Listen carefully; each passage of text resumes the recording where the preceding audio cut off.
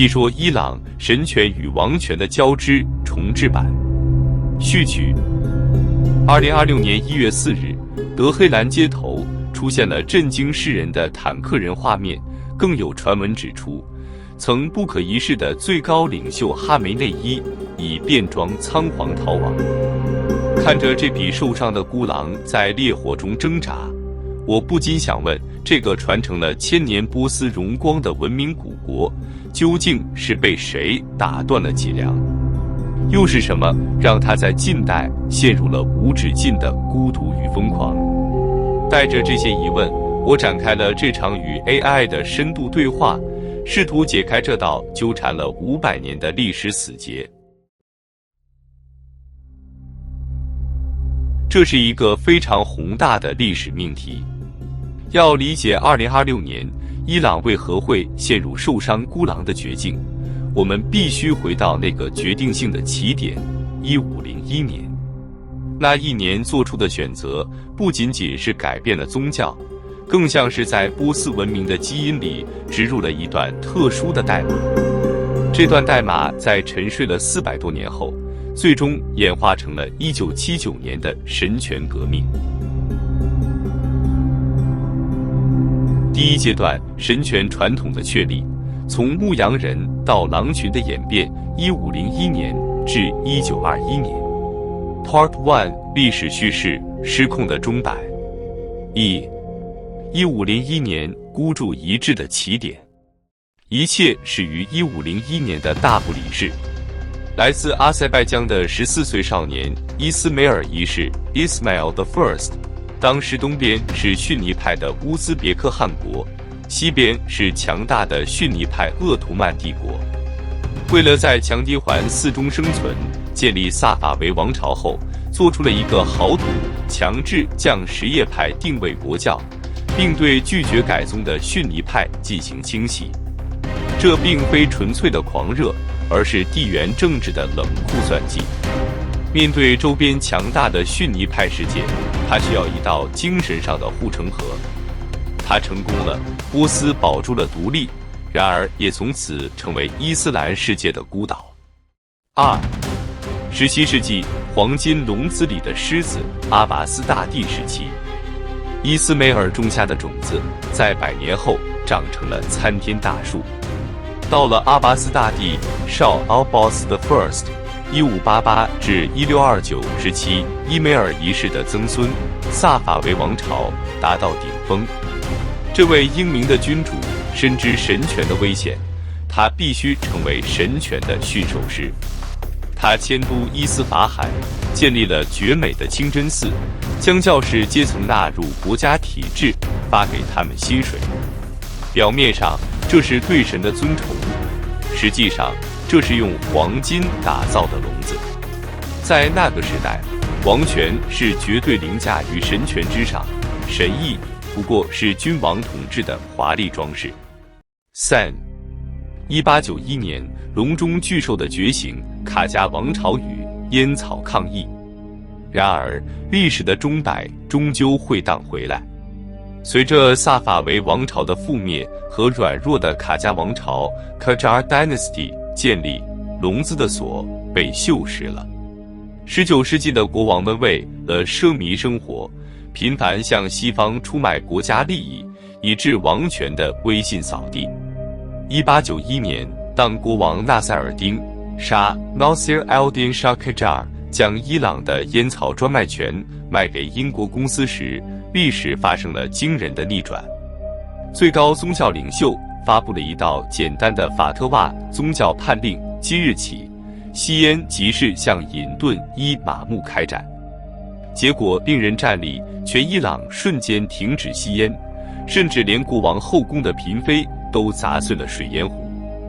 国王被迫屈服，取消合约。这一刻，教士们惊觉，原来手中的信仰比国王的军队更有力量。这就是1921年军人理查汗 Reza Khan 发动政变时面对的残酷真相。他要对抗的不仅是旧王朝，还有一个以经常盗权力学兴位，且能随时动员全国的宗教巨兽。Part 2深度解析为何16世纪是现代悲剧的起点。前言：被植入的错误代码。从1501年的建国到1891年的烟草抗议，这400年的历史并非流水账，而是一个神权异化的精密过程。当我们看见2026年的伊朗在内忧外患中挣扎时，我们其实正在目睹这段历史代码运行的最终结果。为什么神权能绑架这个国家？这需要从地缘、结构与心理3个维度来剖析。第一维度：地缘政治，孤岛效应的诅咒，精神护城河的代价。萨法维王朝选择什叶派作为对抗鄂图曼土耳其的手段，这确实是一道高明的护城河，成功区隔了波斯人与阿拉伯人。永久的孤独，但也因此，伊朗将自己锁进了孤独的深渊。在地图上，它成为了逊尼派海洋、土耳其、沙乌地、巴基斯坦包围下的深绿色孤岛。这种延续了500年的举世皆敌的不安全感，是解读现代伊朗外交行为的钥匙。无论是发展核武，还是武装哈马斯搞抵抗轴心，其底层逻辑依然是16世纪的恐惧。如果不变成带刺的刺猬，就会被海洋淹没。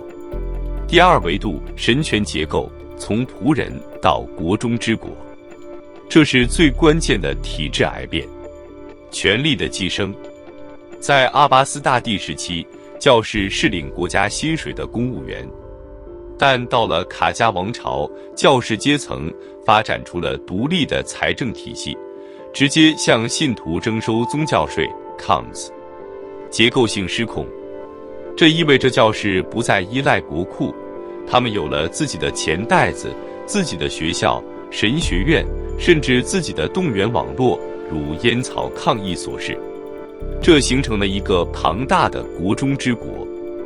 1979年，巴列维国王之所以会输，是因为他面对的不是一群散沙般的暴民，而是一个从19世纪就已经组织化且财政独立的政党。